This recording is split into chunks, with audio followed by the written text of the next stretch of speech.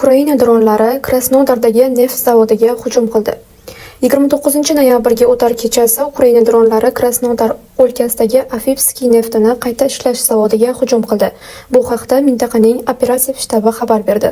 Qayd etilishicha, ikki tomondan zarba berilganidan keyin korxona hududida taxminan 250 kvadrat metr maydonda yong'in chiqqan. Yong'in tezda o'chirilgan, xodimlar evakuatsiya qilingan. Operativ shtab ma'lumotiga ko'ra, zarba oqibatida ayrim texnologik uskunalar shikastlangan, biroq rezervuarlar zarar ko'rmagan.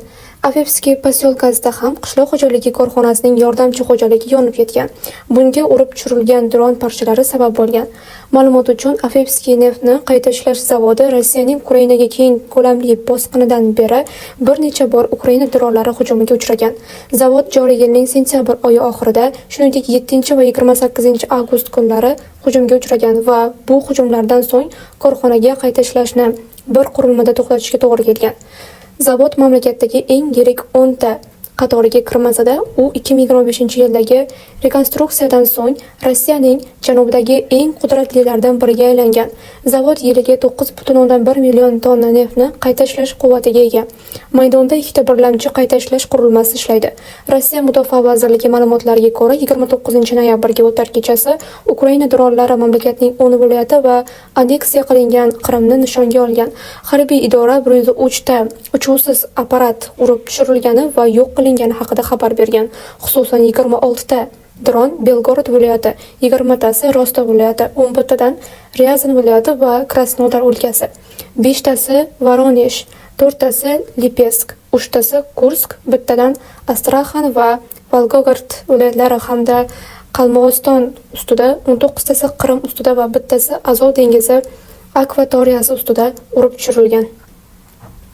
Rostov viloyati gubernatori Yuriy Slyusar hujumlar Taganrog, shuningdek Kemenskiy, Milerovskiy, Azovskiy va Duvovskiy tumanlariga qaratilganini aytgan. Taganrogda ko'p qavatli uy shikastlangan, qurilish sanoati va texnologiyalari texnikum yotoqxonasining tomi vayron bo'lgan, xususiy uy yonib ketgan. Slyusarning bildirishicha,